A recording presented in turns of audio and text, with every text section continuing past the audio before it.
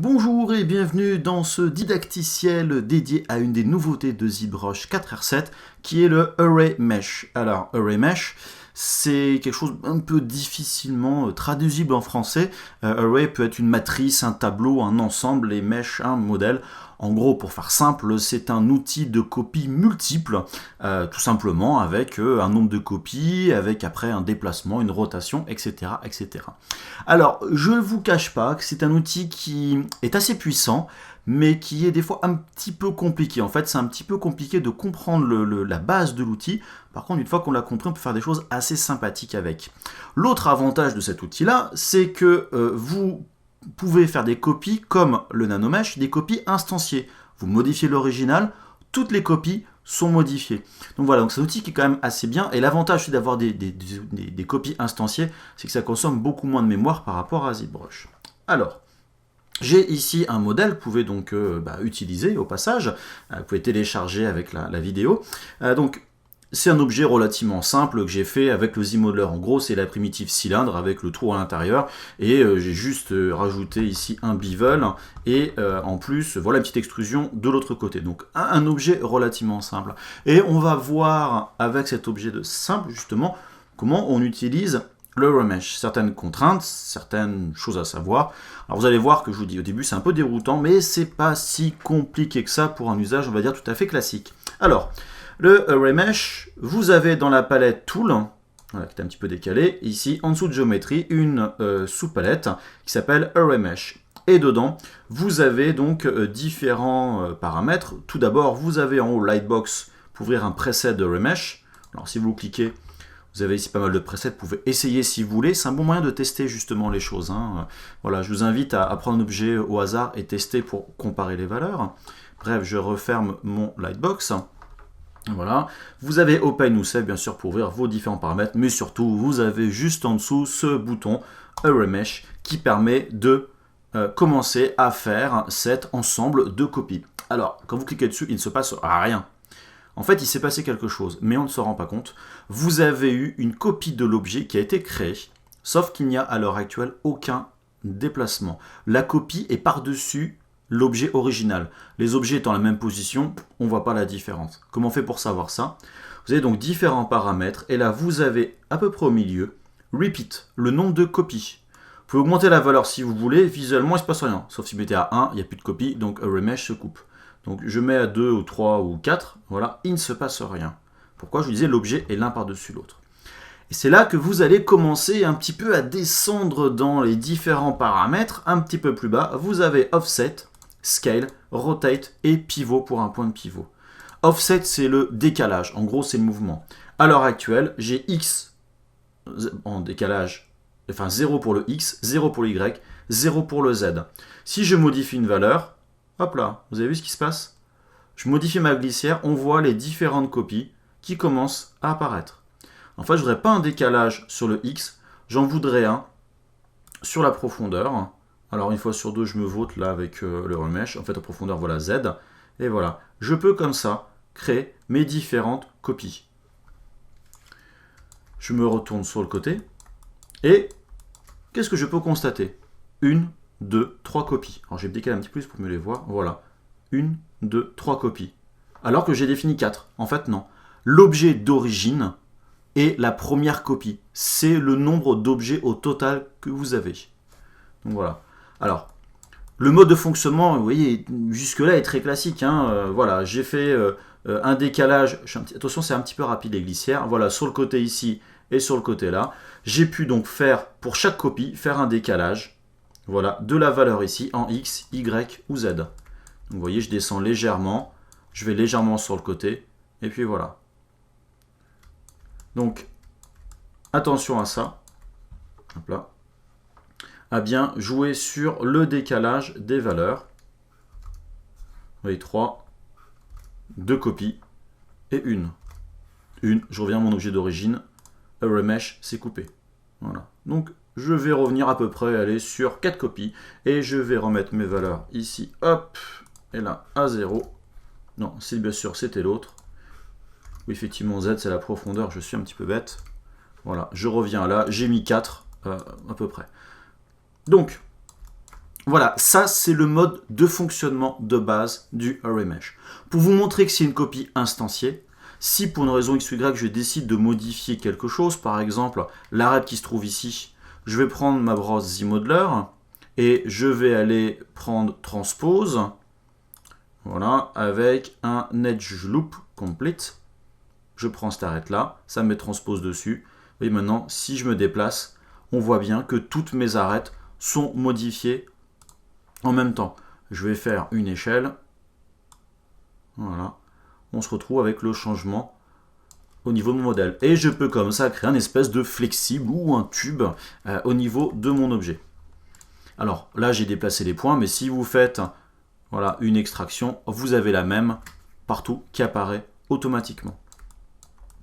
Alors, c'est bien gentil, mais j'ai fait du déplacement. Est-ce que je peux faire autre chose? Bien sûr, déjà, je peux faire déjà de l'échelle. Vous avez, donc toujours au milieu ici, alors j'oublie les autres options dans l'immédiat. Vous avez Offset, maintenant j'ai Scale. Je peux dire sur la profondeur, voilà, je peux augmenter ou réduire donc légèrement l'échelle entre chaque copie. Je la réduis, on voit bien le décalage qui commence à apparaître. Je reviens donc à 1, et là par contre je vais dire j'augmente de 1.5. 1.5. Voilà. Donc vous voyez, à chaque copie, on augmente légèrement la valeur. Donc si je mets 2, et je mets 2, et je vais augmenter mon nombre de copies. Attention, mes copies, vous avez à chaque fois, donc restent sur la même position. À vous, par la suite, de passer en offset. Sauf que, comme tout à l'heure, vous avez vu, c'est vite embêtant de trouver la bonne valeur, quel est le décalage, etc. Enfin bref, moi je me prends la tête à chaque fois. Pourquoi je me prends la tête? Car vous avez un moyen d'être plus rapide et de travailler beaucoup plus visuellement. C'est de faire appel à Transpose. Donc, si je prends Transpose ici, voilà, je mets mon axe, je le déplace, je déplace tout mon objet. C'est pas ce que je voulais faire. En fait, vous avez dans Array Mesh, à côté du mode Array Mesh, un mode qui s'appelle Transpose. Quand vous cliquez sur ce mode Transpose, Transpose prend le dessus sur le mode que vous avez là-haut par défaut. Alors, vous pouvez toujours choisir Move, Scale, Rotate. Hein. Ça ne change rien. Mais Transpose sert à travailler uniquement sur le résultat de votre Array Mesh, puis sur le déplacement global. Si vous utilisez Transpose pour déplacer l'ensemble, il faudra désactiver ce mode. Et donc, l'intérêt de ce Transpose, c'est que je vais pouvoir... Alors, je vais juste passer en mode orthogonal. Hein. Voilà, je suis en mode offset, donc décalage qui est le move. Si je prends mon cercle du milieu pour faire un décalage, vous voyez ici, je peux comme ça visuellement changer la valeur du décalage qui se trouve ici.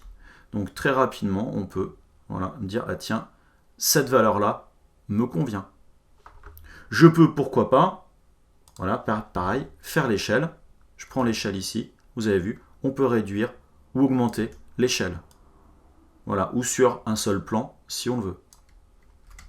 Donc ça, c'est le côté beaucoup plus visuel, et pratique et visuel, ça fait un mot bizarre, donc visuel de Transpose. N'hésitez pas, c'est-à-dire que si vous voulez faire une rotation, je passe en mode Rotate. Alors, je vais agrandir un tout petit peu Transpose pour mieux voir mon opération. Oula, qu'est-ce qui se passe? Alors, ça, c'est la petite subtilité à savoir. Vous avez vu, je suis passé en mode Rotate. Mais quoi qu'il se passe, Transpose, lui, c'est un mode global pour dire j'utilise Transpose, mais c'est pas pour autant que vous allez cliquer sur Rotate ici que les valeurs vont changer à cet endroit-là.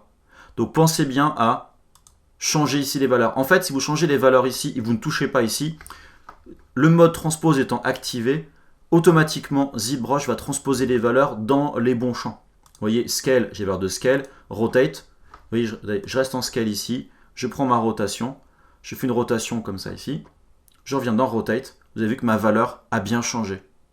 Donc, à ce niveau-là, limite, ces boutons Offset, Scale, Rotate sont utiles que lorsque vous voulez, d'une façon précise, changer les valeurs. De façon, donc voilà, numérique.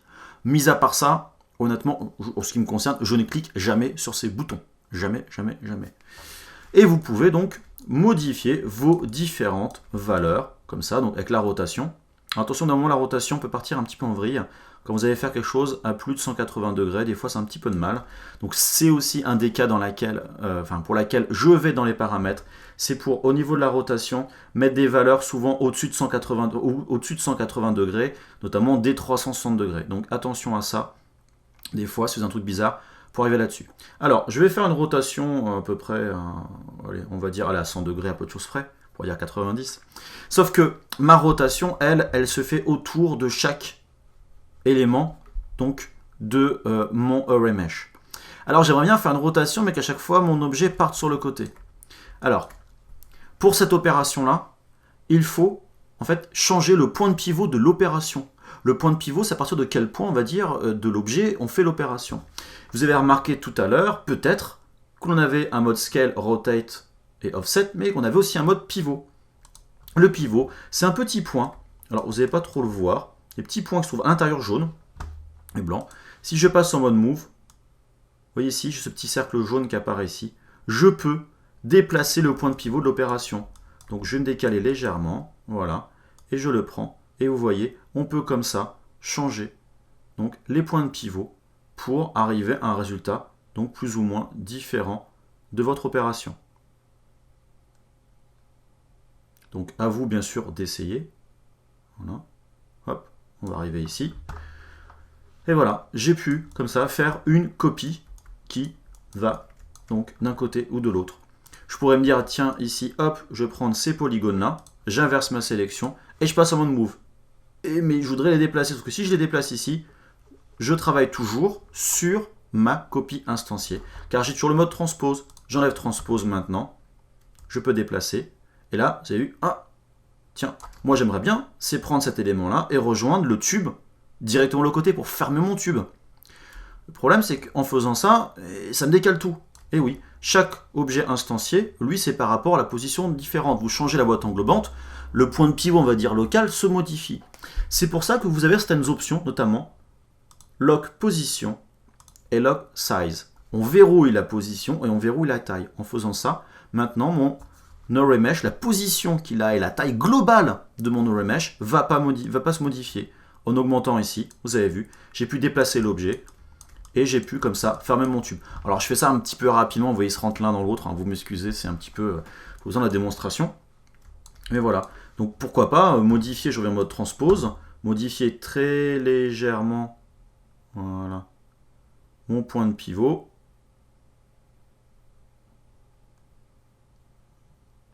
Alors, ce qu'il faudrait faire aussi, c'est jouer sur le décalage. Là, pour l'instant, je ne le fais pas trop. Mais on va voir après un exemple, justement. Là, si je vous montre un petit peu la base, après, on va voir un exemple, enfin, une espèce de tube un petit peu plus avancé. Donc, bref, je reviens ici. Allez, hop, revenons là-dessus. Voilà. Donc, ce que vous voyez ici, c'est vraiment la base de array mesh. À peu de choses près. Mode array mesh, transpose. Si vous ne voulez pas que votre objet change de forme, le résultat, lorsque vous travaillez, pensez bien verrouiller la position de votre objet et la taille, donc relative de votre modèle. Et surtout, changez bien vos valeurs avec transpose. Vous pouvez éventuellement, alors je vais juste faire quelques annulations. J'annule voilà, ma rotation ici. Je reviens en mode move pour un peu me décaler l'ensemble. Et effectivement, vous avez après, au niveau plutôt du scale, voilà ici, certaines valeurs, certaines courbes où on peut, vous voyez, comme ça, visuellement, changer, vous voyez, avec une courbe ici, l'opération, l'échelle, au fur et à mesure de son déplacement sur l'axe, va donc être petite et va s'augmenter. Alors, je vais augmenter légèrement ma valeur de scale, voilà, pour arriver ici. On retrouve bien la valeur de la courbe. Si je modifie ici, vous voyez, je peux avoir un résultat. Alors, j'ai fait que sur un seul plan, vous m'excuserez, mais voilà. On commence à créer, par créer des formes qui sont relativement intéressantes et toujours des formes qui sont instanciées. Donc voilà. Alors, avant d'aller un peu plus loin, maintenant pour aller un peu plus loin justement, je me suis rendu compte que j'étais obligé d'avoir donc cette chaîne d'objets qui se suivent les uns par rapport aux autres. Mais dans certains cas, on aimerait bien faire une copie et après, par exemple, faire une rotation et continuer la copie. Alors bien sûr, je peux le faire. Je peux faire une copie de l'objet, faire un deuxième subtool, faire un array mesh et ensuite, à la fin de cet array mesh, rajouter donc le subtool, la copie que j'ai faite à nouvelle position et continuer l'array mesh. Sauf que bon, c'est pas... Ça marche, hein, c'est pas le problème. Mais si je veux modifier l'original, il faut que je modifie ensuite la même chose sur la copie. Sauf que dans ZBrush, on n'a pas des copies classiques, des subtools copiés en tant qu'instance. Alors, je vais annuler un peu tout ça. Je reviens sur mon objet original, qui se trouve ici. Et je vais faire, hop là, je vais revenir, bon, voilà, de toute façon j'ai tout annulé, si je ne me trompe pas. Hop, voilà. Donc je reviens sur mon objet d'origine, tout à fait classique. Et on va voir comment faire un espèce de tubage, assez classique, et faire après une rotation de l'ensemble. Alors, bah, je vais rester en mode Move, ça va très très bien, et je vais activer Array Mesh en mode Transpose. C'est ce que je disais tout à l'heure, c'est très visuel, c'est beaucoup plus rapide. Mode Move, je prends le cercle central, et vous voyez, j'ai déjà donc ma copie qui apparaît. Je n'ai plus qu'à augmenter ma copie, mon nombre de copies. On va dire, aller à peu près comme ça. Je reviens en mode Move pour faire attacher mes objets. Voilà. Donc là, j'ai pu créer mon tube, le début de mon tube. Maintenant, ce dont j'aurais besoin, c'est de faire voilà, un tube un petit peu coudé. Comment je fais? C'est là qu'intervient une autre fonction de remesh qui est un petit peu, on va dire justement, c'est ce truc un petit peu difficile des fois à comprendre, c'est cette notion de stage, d'étape, on va dire. Vous avez ici Happen New, avec une glissière qui est grisée au-dessus, ou Insert New, c'est pareil. Je fais Happen New, et là, j'ai Transform Stage 2. Je suis arrivé au niveau numéro 2. Au niveau numéro 2, ça veut dire ZBrush prend le résultat du stage 1, le premier niveau, on va dire, donc ce premier niveau, et va l'utiliser comme base pour faire une copie. Regardez. Maintenant, je vais mettre sur le côté pour mieux nous en rendre compte. Move.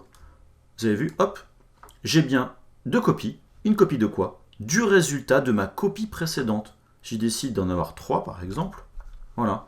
Je me retrouve avec 3 copies, toujours instanciées. Si je décide de modifier, alors je fais ça un peu n'importe comment, hein, je prends, hop, voilà, Move, vous voyez, j'ai bien tout ça. Alors bien sûr, j'ai la position qui n'est pas verrouillée, mais bref, peu importe.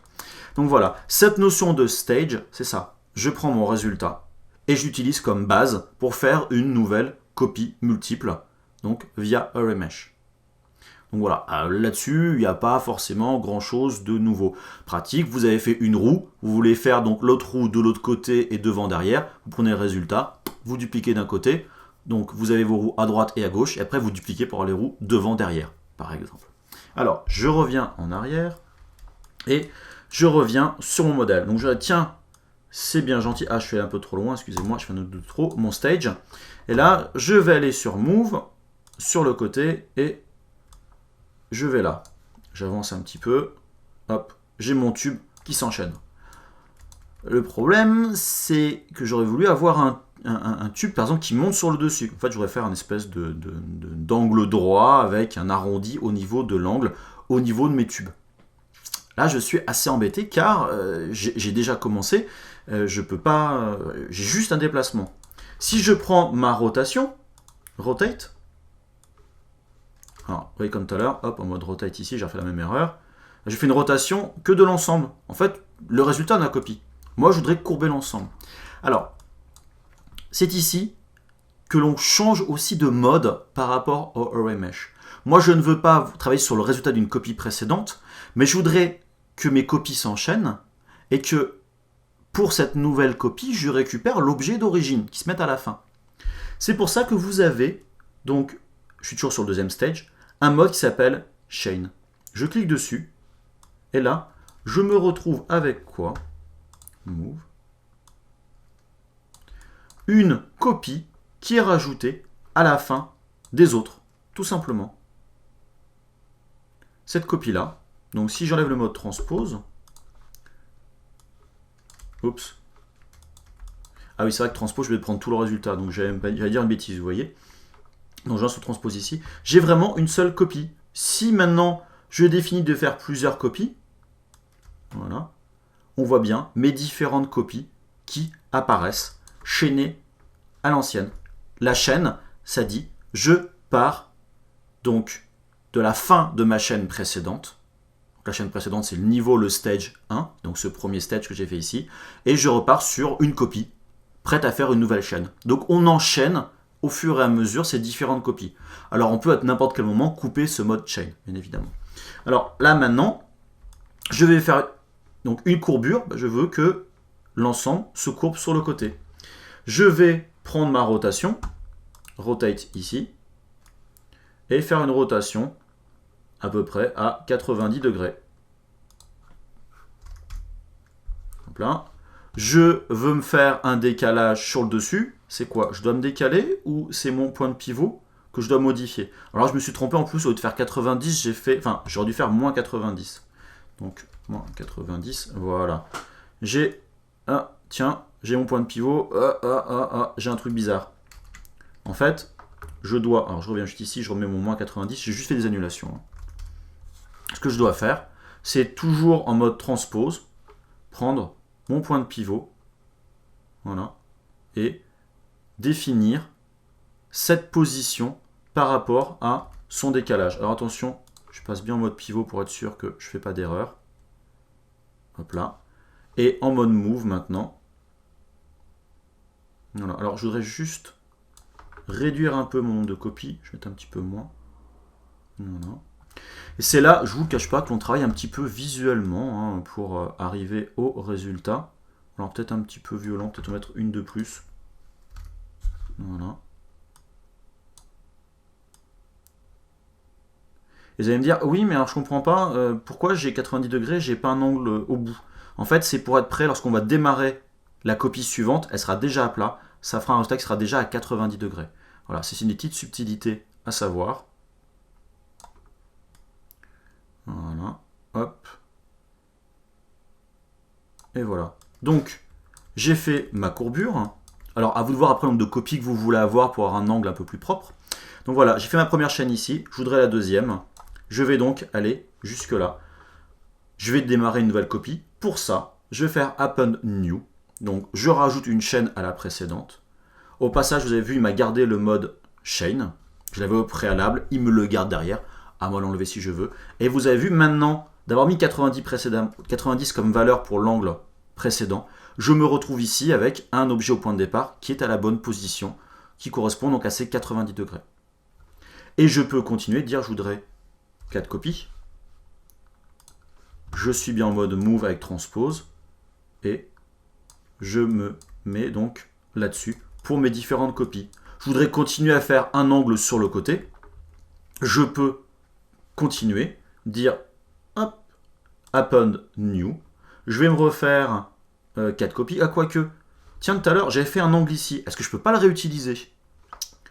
Pour ce faire, je vais choisir le stage qui correspond.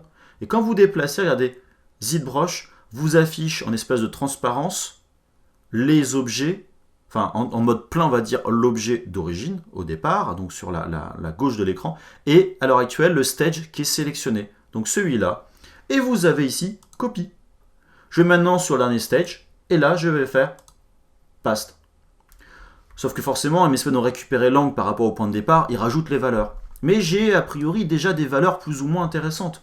Je peux, pourquoi pas, au niveau donc de ma rotation, vous voyez, changer mes valeurs. Ou on peut aussi, tiens, dire, j'ai des valeurs switch X, Y, Z. Pourquoi? Alors, ah tiens, je pensais que ça marchait sur la chaîne. Non, ça me fait la chaîne globale. Eh ben tant pis, je peux même pas le faire. Donc voilà, j'ai tenté quelque chose. Manque de bol Thomas, ça n'a pas marché. Hop. On a les mirrors ici, mais je crois que le mirror, il ne va pas m'en vouloir de toute façon derrière. Donc je n'ai plus qu'à modifier donc, cette valeur d'angle pour aller donc, de l'autre côté et déplacer mon point de pivot aussi. Alors mon angle, normalement, c'est moins 90. Là, j'improvise complètement, je ne vous le cache pas. Voilà. Et surtout, c'est, hop, mon point de pivot, ça va être bon. Et mon mode move. Voilà. Donc, voilà. L'avantage de transpose, justement, c'est ça. C'est que l'on peut vraiment essayer de travailler. Alors, moi, je sais que plusieurs fois, je me suis fait avoir par rapport au point de pivot et move en même temps. Attention à ça. Hop.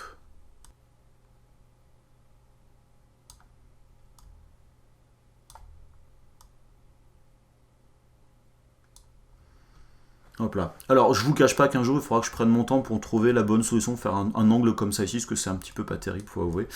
Voilà, et je me rajoute un dernier stage, Append New. Voilà, et je vais me garder mes deux copies. Voilà. Bon, c'est pas parfait, c'est histoire de vous montrer un peu le mode de fonctionnement. Donc voilà, donc maintenant j'ai pu faire cette chaîne-là. Je vous rappelle, on a quelque chose d'instancié. Donc j'ai bien mes objets copiés ici avec l'espèce de chaîne qui se trouve là. Pourquoi pas dire tiens c'est un peu anguleux. Je reviens alors en mode draw avec ma brosse Z-Modeler et je vais me prendre QMesh. Bah tiens, Epolis tombe très bien, je suis dessus. Hop là. Voilà. J'ai mon résultat qui apparaît ici. Ça me va très bien comme ça. Alors, attention quand vous modifiez les valeurs, je vous rappelle, lock size, lock position.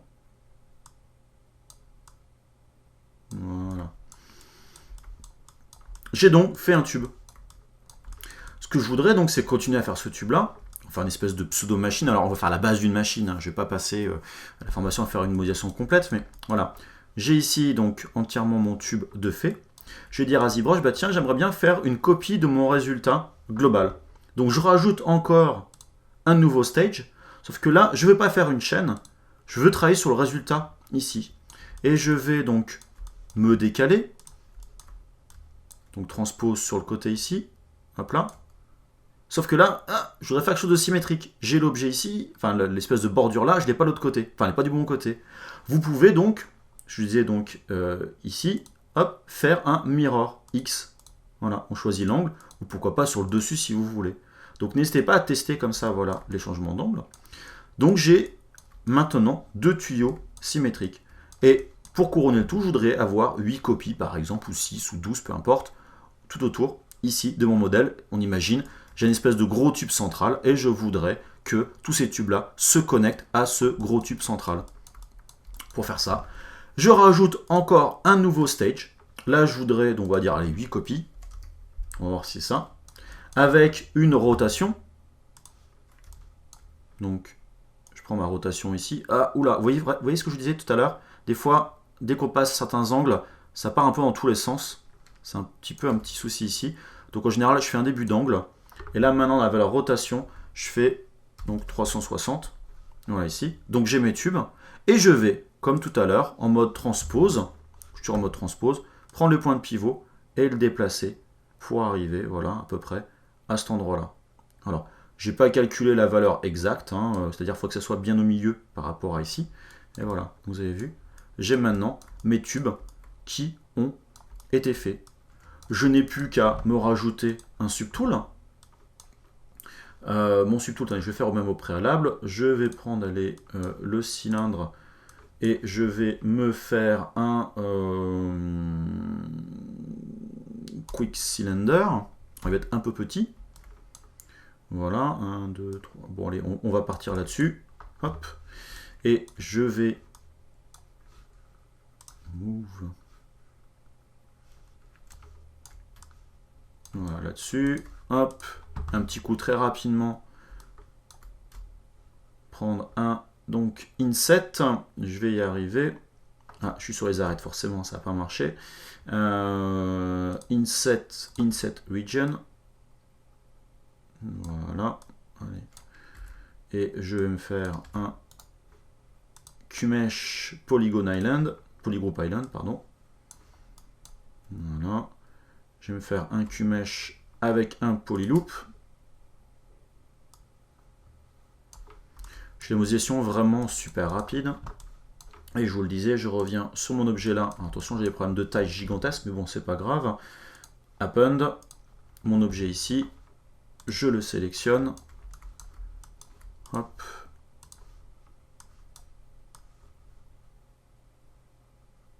Voilà. Géométrie, size. Voilà. Alors, je sais pas s'il est bien centré, mais bon, c'est pas très grave. Je vous dis, c'est pour les besoins donc de la présentation. Hop. N'oubliez pas que transpose c'est très pratique hein, pour ces petites modifications ici. Je vais me rajouter un petit biseautage.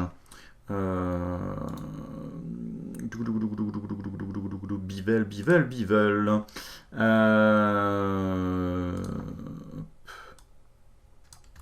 Qu'est-ce que j'ai choisi là? Non, c'est pas ce que je voulais faire. Bon, c'est pas grave. Je vais y arriver. Excusez-moi. je voudrais me prendre l'arête, voilà, ça a mieux marché comme ça. Alors attention à votre position de votre arête quand vous faites un biseautage. Hop, hop, hop. Voilà, un petit dynamique subdiv par-dessus. Voilà. C'est pas forcément très très joli, hein, c'est histoire de montrer un peu le mode de fonctionnement. Et voilà, vous avez pu créer en l'espace de quelques minutes un semblant de scène, voilà, un petit peu mécanique avec vos tuyaux qui arrivent dessus. Alors bien sûr, il faudrait faire un truc un peu plus sympathique, hein, là c'est vraiment du très très rapide. Mais voilà, donc vous avez vu, cet Array Mesh permet de créer ces différentes copies multiples. Alors, je ne vous cache pas qu'il y a d'autres façons de faire ces mêmes tuyaux-là. On peut très bien prendre une brosse tripart avec une courbe et le modèle et faire des tuyaux comme ça derrière, bien évidemment. Là, le but, c'est que l'on peut, à n'importe quel moment, dire « Tiens, je voudrais changer quelque chose, je peux le changer. » Là, si je veux revenir sur mon subtool, donc l'objet qui est ici pour me dire « Tiens, j'aimerais bien changer la taille de mes tuyaux en faisant voilà, QMesh Polyloop. » Voilà, tout va se modifier dynamiquement. Alors là, j'ai des soudures, c'est pas forcément le meilleur système que je suis en train de faire, quoi. Mais voilà, je peux faire ce genre de choses et je sais que tout va se modifier à la volée. Je reviens là, je vais dire tiens, hop, c'est vraiment un peu barbare ce que je fais ici, mais voilà, je peux le faire. Alors je vais même faire autrement. Je vais prendre mes polygones ici, a single poly, hop, hop,